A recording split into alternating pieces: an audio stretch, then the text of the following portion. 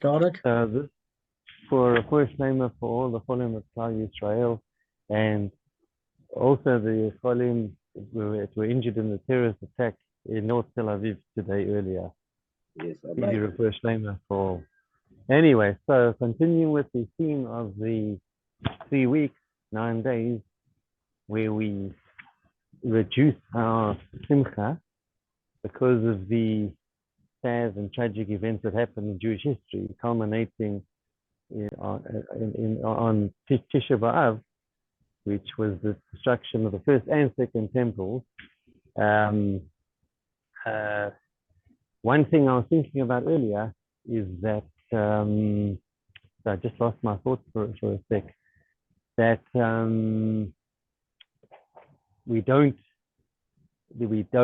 try not to listen to music, as we discussed last night, and no weddings, no functions. So I lost my train of thought for a sec. During the 9 days leading up to Tisha B'Av, we don't even eat meat and consume wine because that brings joy. That's how seriously we're supposed to take this period. But the exception is on Shabbat. Because Shabbat, you can't not enjoy Shabbat. Because otherwise the religion's they're not gonna appeal to too many people. We have to be normal, and we have to derive some form of enjoyment. So Shabbat is the exception, even during the 9 days. You can have meat and wine, and some people even say, if there happens to be a bris during the 9 days, some people say you can have meat because it brings simcha, and probably wine as well. So there are exceptions, and I think when these laws were created and these stringencies or prohibitions, they took into account that we're human beings and we're normal, and you can't just go through have a religion that you can't do this, you can't do that, and this is bad and that's bad and that's, otherwise it's going to chase people away. I just actually thought of that now. So do you want to add to that, guys? No, it's a good point. No, it's good. Thank you. All right, so guys, let me just tell you a summary of what we ended off yesterday to the last few lines.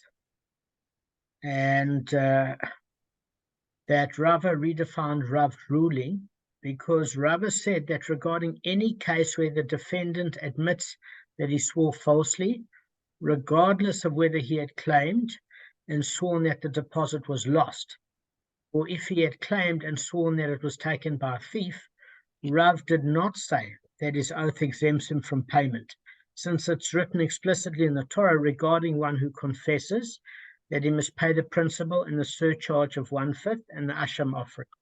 Okay? So, where does that stated? In Numbers chapter 5, verse 7, when they confess their sin that they committed, he shall make restitution for his guilt in its principal amount and add its fifth to it. So the passage refers to a person who stole from a convert but can't make restitution because the convert maybe has died. He didn't leave any heirs. But although the passage itself does not mention the false oath explicitly, it obviously deals with a case where the thief swore falsely to the convert. And since it holds him liable to the one for surcharge in addition to the principal. Look, guys, at any rate, Torah states explicitly that if you confess, you must make restitution. So the ruling Rav inferred from another verse is that once a defendant takes an oath, he's exempt from paying even if he swore falsely. So it clearly doesn't pertain to a case where he later confesses his guilt, because at that point he wants a teshuvah. Rather, it's pertaining only to where witnesses testify that he lied, but he remains adamant in his denial. So according to Rashi, the a custodian who's a perjurer, if he sticks to his guns, then witnesses can't testify against him because his oath exempts him from payment. If he wants to teshuvah, then it's obviously a different story.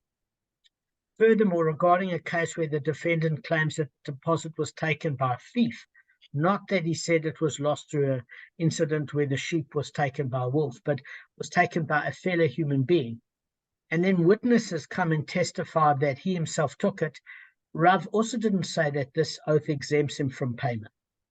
Okay? at all, because it's written in the Torah that he's liable to the twofold payment. But this is a case only if claims it was taken by another person. So the way he claimed that it was a theft against him, but he himself is the thief, it's suitable in that particular case that if there's evidence and witnesses, he has to make a twofold payment, just like an ordinary thief, because he's no different. In fact, he did steal. So even when the defendant's guilt is established by witnesses, there is an exception to Rav's ruling, because when the custodian swears falsely that the deposit was stolen, and then witnesses attest to his guilt, the Torah holds him liable to kefil, and kefil payment includes the principal. Obviously, the passage that we learned this from was slightly different to the one in Numbers. That's in Shemot, Exodus chapter 22, verse 6 to 8. And that explicitly deals with the custodian and sets down the penalty of kefil referred to in this case, according to Rashi. Why? Because he's a thief. He's no longer a custodian at the point where he acted like a thief. But, and this, as far as Rav is concerned, now this is the issue. When did Rav say that a custodian's oath exempts him from payment? Listen carefully. It's regarding a case where the custodian claims that the deposit was lost and not stolen, so that kefil pasuk can't be applied to him of paying double. Technically, not even the principal, because within kefil is the principal plus penalty. And he swore falsely.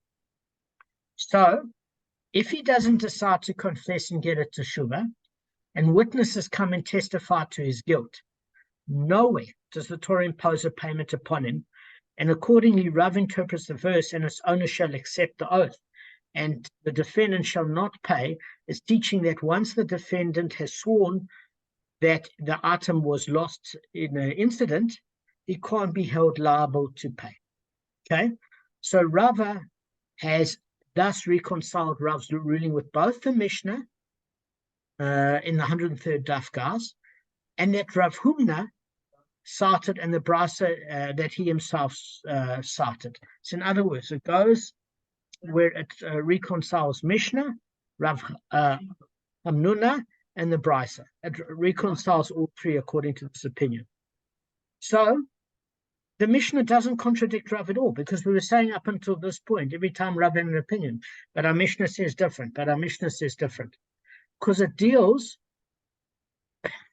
with the perjurer's admission of liability. Okay. So accordingly, guys, there's no need to interpret the Mishnah as referring to two different cases. How was it referred to originally by Rav Hamnuna? He said, look, one occurred inside the court, but the plaintiff adjured the defendant and says, I want you to swear to me you didn't steal it. So then the court never imposed the adjournment, and therefore it doesn't stick. So that doesn't protect or indemnify the custodian defendant. And the other one was cited outside of the court, so that even if the court adjured him and imposed the oath, it has to be within the court. So that was his suggestion. So it means literally that when a perjurer admits his guilt, he must pay even though his oath had been imposed in place. Why? It was imposed by the court in court, according to Rashi. Again, by the court, not by the plaintiff, and in the court. So, this brisa that Rav cited doesn't contradict Rav, because it deals with a custodian who claimed a deposit was taken by a thief. But if in the case where Rav exempts a custodian who swore falsely, it's only if the deposit was lost, so we can't apply the reciprocal kefil, and his guilt was then uncovered by witnesses and not by his own admission. Okay? Have you guys got the principle? Do you want to give it over to me, Gavin? I don't know if you're saying what. I'm not in perfect condition, but I'm better. So what I would say is that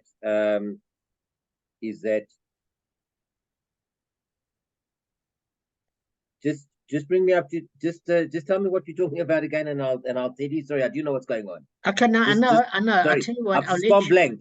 It's Just not tell a me what problem. you're talking about. It's not a problem. Just I'll tell me let what you. we're talking about. One sentence, not even one sentence, 2 or 3 words. Uh, Okay, about the keep it back. Okay, yeah. So if the guy swears, if the custodian says that the animal was lost, as opposed to if he says it was stolen, then what happens is, then if witnesses come later on, right, and he swears an oath. I think he has to swear it in court. I think you said that. I think he has to swear in court. Not 100% sure about that. We can double check it, but you'll let us know afterwards. He has to take an oath. If he takes an oath and 2 witnesses come later on, yes, in fact, he does have to take an oath in court, and 2 witnesses come later on and say that, then he has to pay. He takes an oath. If 2 witnesses come later on and say that he stole it, then he has to pay a double. excellent. The double. Does he pay the 1/5 as well?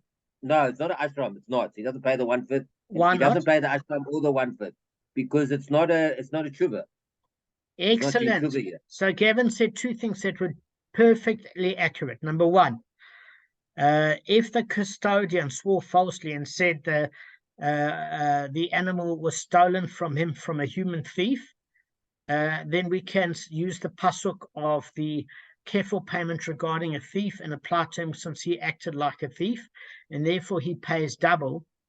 If witnesses come against him and say that he in fact kept the article, that's excellent. And the reason he doesn't pay the 1/5 or an asham offering is because he's in denial.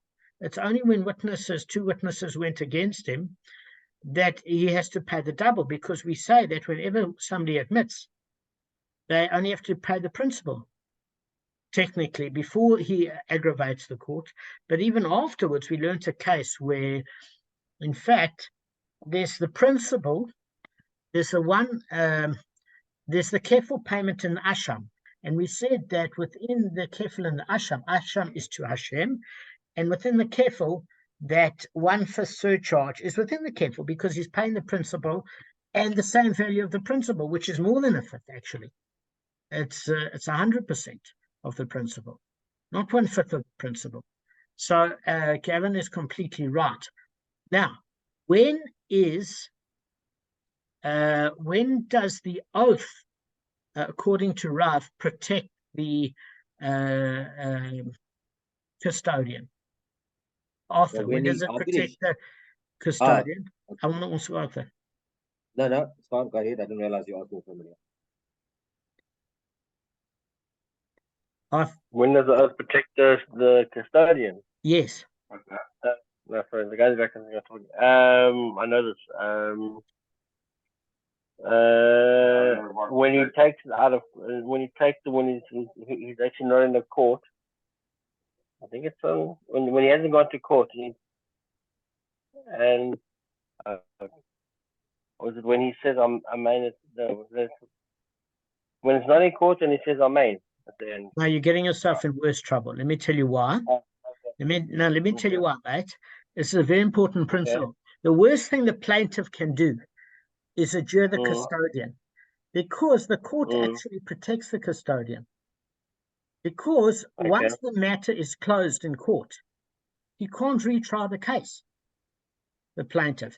If he interferes with the court process and he says, I don't believe you, I want you to swear to me now, or I will swear that you are innocent, and you say Amen, then I'll accept your oath.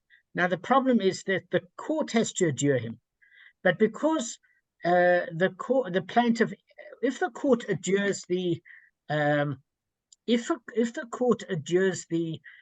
custodian, he's protected. The best thing the plaintiff can do is interfere with the process, because then the matter isn't protecting the defendant custodian in court. In other words, if a case is going to be shut down, the court has to adjure him themselves, not the plaintiff, in court, which means at that point we have to believe the custodian. Okay, but if the plaintiff adjures the custodian, then the case can be retried later because the exemption doesn't stick. The exemption doesn't stick if the plaintiff, just hang on, guys, hang on this.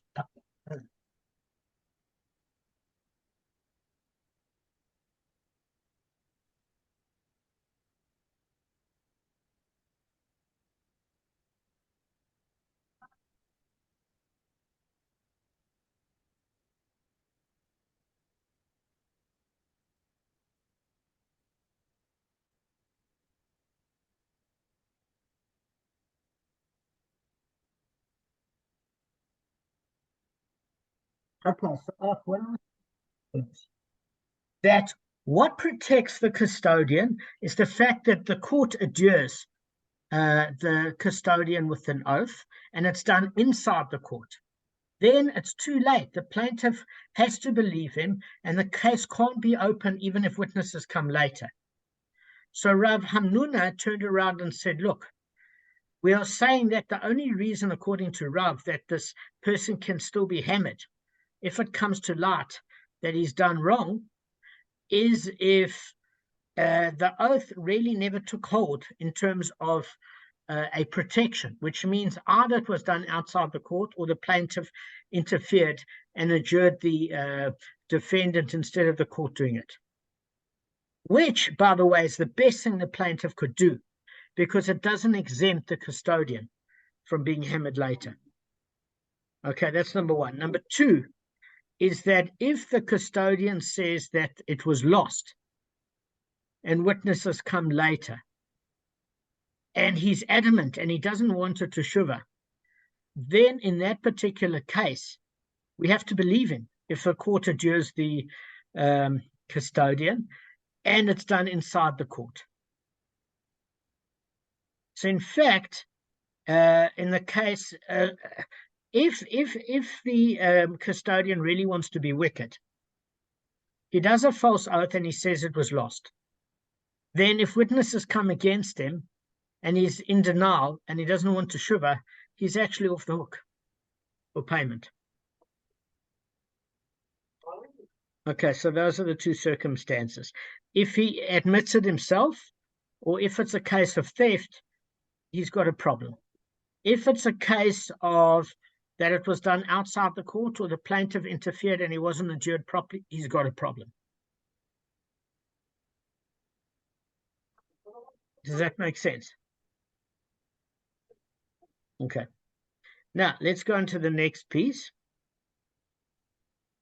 So, now we've got a discussion concerning Rav's interpretation of Rav's ruling. Rav Gamda went and related Rav's teaching before Rav Ashi, and Rav Ashi said to him, now even Rav Hamnuna, who was Rav's disciple, did not interpret Rav's verse as narrowly as Rava. And actually, to the contrary, he obviously knew that Rav stated his ruling even regarding a case where the perjurer confesses his guilt. For we see that he challenged Rav from a Mishnah, which deals with a case where the perjurer confesses. And you say that Rav did not state his ruling regarding a case where the perjurer confesses. So in Sanhedrin 17b,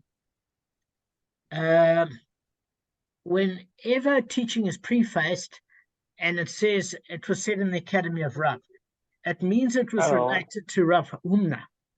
Okay, why? Because Rav Hamnuna is hearing background noise. Give me one sec. Sorry, but okay. Gav, do you want to repeat it, or should I repeat that last bit?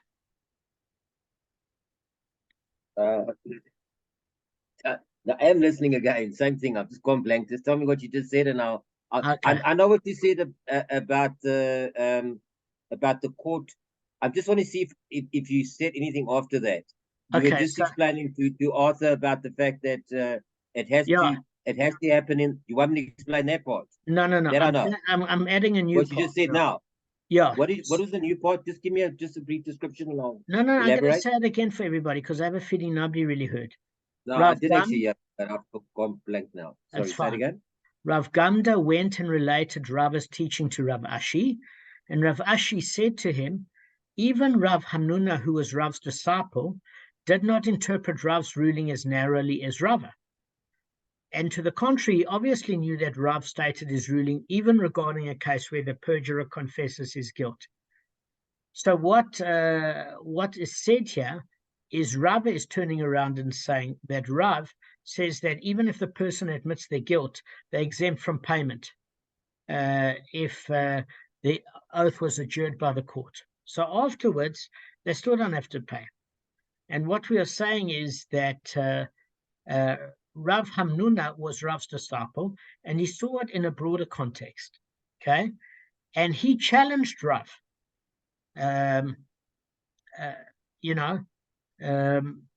he challenged Rav, and he said that he's not relating Rav's teaching properly because he's dealing with too narrow a case. And he's saying that the perjurer deals with the case where the perjurer confesses, okay?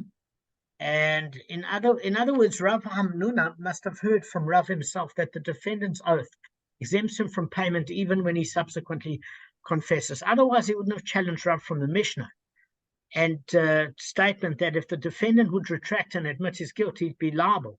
Is certainly to the one for surcharge and asham offering. And you say that Rav did not state his ruling regarding a case where the perjurer confesses. In other words, how can Rava, who didn't study under Rav, interpret Rav's ruling differently than his own disciple? Okay, because Rav's disciple was Rav Hamnuna. So we obviously believe that Rav Hamnuna must be more accurate, and even he was broad and say if somebody admits to their own guilt, they're entitled to then pay on that basis because they wanted to sugar. That's exactly the point. So the Gemara says, look, Rav Achasava said to Rav Ashi, actually, if you look at Rav Hamnuna, he agrees that Rav didn't state his ruling regarding one who confesses. In other words, rather, Rav meant, as Rav asserted, that when witnesses testify that the defendant committed perjury, he remains exempt from paying. But it's different to a case when somebody admits to their guilt and they wanted to sugar. So what we are saying is Rav Hamnuna understood that sort of context, because the Mishnah states that one who swore falsely 5 times is liable to an offering for each and every oath, because each time he was adjured, he could have admitted that he indeed owes the money, and therefore every oath represents a significant denial. So the Gemara says, all is well if you say regarding one who swore falsely that when witnesses come and attest to his guilt, he's liable. And that is why we hold him liable to the asham offering for the latter false oath. In other words, every false oath over and above the first, he still has to bring an asham offering. Why? Because based on the following reason, every time he was adjured, he could have retracted and admitted his guilt. So that is, if the money he denied could have been extracted from him on the basis of witnesses, then it's logical to consider each oath significant because he could have retracted and admitted. In other words, if the perjurer would theoretically have been forced to pay on the basis of witnesses, then he actually owes the plaintiff the money, and we simply lack corroboration of the debt. Accordingly, each and every oath constitutes a denial of a valid monetary obligation every time he did it. So that's why an asham is offering occur under each and every denial. But if you want to say that the other oaths were merely considered repetitions of the first, then there's no liability past the first asham offering, because there's a principle that an oath does not take effect upon an oath. In other words, if it's a repetitive oath, it's got no legal validity. So the Mishnah adds 2 explanations, guys. As I said, it says that the plaintiff sued him in 5 different courts. That's one of the aspects. And so it's not the same court proceeding. That adds to the validity. And the fact that at each time, at each different court, he could have retracted and admitted. So each time he was adjured, the defendant could have admitted liability instead of having a false oath. So therefore, it's not a repetition of the previous one. It's a new it's a new denial. and therefore it's liable to generate a new asham offering. Because the underlying premise, however, is that the defendant has denied a genuine debt that the court could have extracted from him if only it had the required evidence, according to Rashi. Okay. Now, if you have a look, it says, but if you say that when witnesses come and attest to the defendant's guilt, after he swears, he is exempt from payment, as Rav actually stated, then the Mishnah's ruling is difficult. Why? Can there be such a thing that if witnesses come and testify against him, he's exempt? Yet, we still hold him liable to offering a false oath, because he could have retracted and admitted. So, wise of no, he didn't yet admit to anything, so no debt exists. In other words, since the court would be unable to extract the money, even if it had the two witnesses and evidence that he lied, it's not considered a genuine debt, and accordingly his oaths don't constitute denial of a monetary obligation. So, yeah, you could have retracted and admitted his repeated denials, but these don't provide him with the basis to incur an asham offering. Why? Because at the end of the day, he's still exempt with the witnesses unless he self-perjures. So the fact of it is, it's difficult to extract it on that basis. So Rav Hamnuna agrees with Rav's interpretation that Rav meant to exempt the perjurer only when his guilt is established through witnesses, but not when he confesses. Okay? Because otherwise, we would have seen that two witnesses would have been good, especially with evidence. So, but it is good enough in a certain perspective with regards to a theft claim, but not with regards to a loan claim. That does exempt him, even with witnesses, but not for theft. Nevertheless, his challenge from the Mishnah is valid, for the Mishnah demonstrates that the defendant would be liable to pay even if witnesses would attest to his guilt.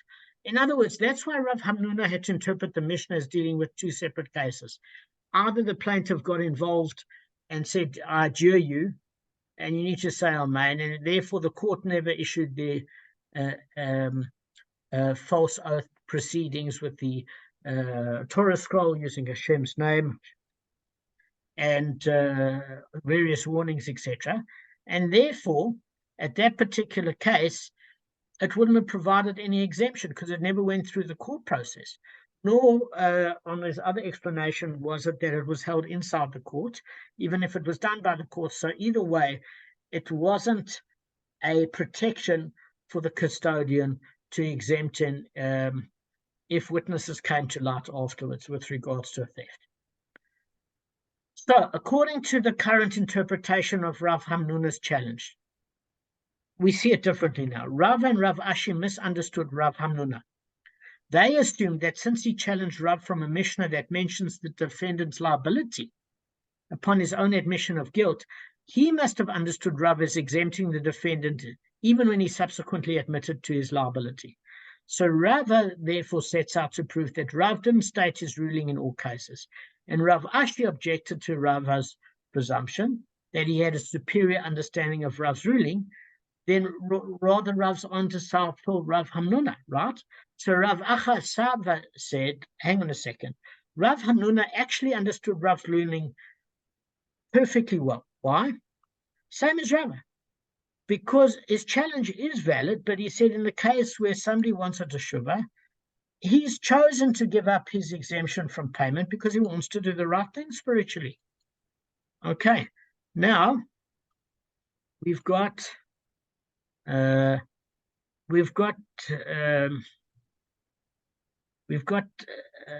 minutes left. So let me just go through it.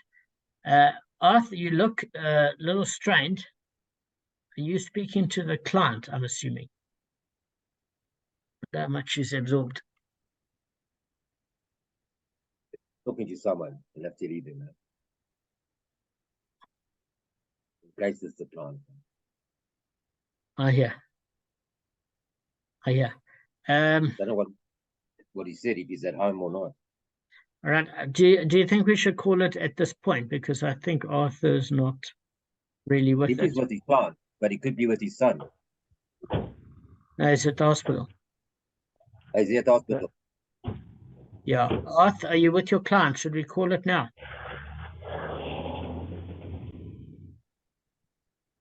All right, we'll call it, guys. Damon, just one quick thing. So I'm also trying to absorb it. I'm moving around. I'm trying to go to a place to say there's a car here. Rava basically was saying that if someone admits to the theft or feels remorse, then they exempt from the asham. No. triple payment. Rab is saying something different. Rab is actually turning around and saying, look, at the end of the day, you've got two types of people. You've got a sort of person that's a sociopath and doesn't care for Olam Haba. You're willing to use Hashem's name in vain, despite the fact that he's warned of all the spiritual consequences. He's in a court of law. He's holding a Torah scroll. And that person, if he really learns the law and he claims that it was lost through an accident, then good. He's off the payment if he does it and lets the court adjure it within a court proceeding, within the grounds of a court. It's fine. He's exempt, but he's going to damage his Olam Haba. Then you've got another person that does feel remorse, and in that particular case, he does do a false offering, and afterwards he really is contrite. Then he has to pay. If he has a claim of theft, he then would choose to pay the kefil payment as well as the asham offering to Hashem, because within the kefil, he acted like a thief, claimed that it was a thief that took it, but within the kefil is the principle, and the same value of the principle as the penalty, which covers the asham, which is only a fifth. It's not 100% that equals that of the penalty. So he's paying about 80% more because he claims the theft, and he brings an asham to Hashem. That sort of person can have a teshuvah. The other option is that if he claims it was theft, but witnesses come against him and said he stole it, then his exemption won't help him. He still has to pay a kefil payment, but the kefil is a penalty to the victim as well as the principal, and there's no asham offering because he doesn't seek atonement at all. Further to which, the only reason his false oath exempts him is in a case if he claims it was lost through a sheep being taken by a wolf, for example, and witnesses come against him, then that exemption sticks if it was done in court, by the court, and the plaintiff didn't interfere. It's that simple on all of these aspects. That's it. It's that simple. Thank you. Okay, I mean, just look at the story here. I just want to just mention. Yeah. I just want to ask you one question. You mentioned about the fact that if the guy repetitively swears on the same issue type of thing, then it's kind of like a repetitive oath. It was raised by one or two guys. So no, it's not a repetitive oath, because the premise of this is if it was a repetitive oath, you'd only have to bring one asham. So it talks about, number one, the fact that the plaintiff was so irritated with this guy, it took him to 5 different courts. So there were 5 different oaths. So the example wasn't repetitive. Okay, so you're saying that the actual example didn't land, because you spoke about repetitive, but then you did give an example. I said if it was repetitive within a single court proceeding, it would only count as one asham. The question I have on your question is if the matter is closed, then how would they hear it in another court? Because the exemption to say it was lost in front of witnesses, the court case is closed. Why would they reopen it in another court? What would change? Unless he's hoping that even though the matter can't be reopened, he might admit at a certain point. But then if the matter's closed, why would the court even entertain it? Yeah. I don't know, Gav. I don't know either. It could be that the matter's closed and that they won't overturn, but they'll hear it again in order to ensure that the person takes the oath again. But if he's prepared to purge himself numbers of times, it doesn't help anybody. I don't know. But he's not penalized for each time that he purges. He's only penalized once. That's what No, I'm trying he to is say. each time because it's in 5 Is he different purged courts. for each time? He Absolutely. is. Yeah. Because what I wanted to say, okay, no, so I didn't hear you 100% correctly. Now I hear you. Okay, so my question really was, if this guy wasn't being punished for, even though it was kind of sounded like repetitive. I understand it's not. It's in 5 different courts. Regardless, you're using Hashem's name in vain. Regardless, so even if it is repetitive and on the same issue, every time you use Hashem's name, you should be punished regardless. That was what I wanted to add. But it looks like it's already been taken into account because it's not repetitive. It's actually, they're all individual. Providing it's at different courts. Because if it's within the same court, they wouldn't ask him 5 times. They Yeah, wouldn't. they wouldn't allow him once you've done the case. If your matter is closed in a court, they'll never hear the same matter again. Correct. So that is my question: is that do they say it's the matter's closed and that they don't reopen it, or do they say that the matter's been finalized unless the person confesses? So I don't understand if the matter's been closed while they hear it in another court. But it's No, possible. but maybe he's waiting to see which one is heard first. Maybe there are big queues at some of these courts. So he puts it up at all 5 courts, whichever one's heard first. Because once it's heard and there's a final case, you can't. I don't think in your own. If you're the plaintiff, you're obviously a decent guy. You've done nothing wrong. Chances are you're a from guy, so you're not going to go against the courts and go to all multiple courts if you've already got a judgment on that. Whether even if it's negative and not in your favor. So I think that's a possibility that all the courts were busy and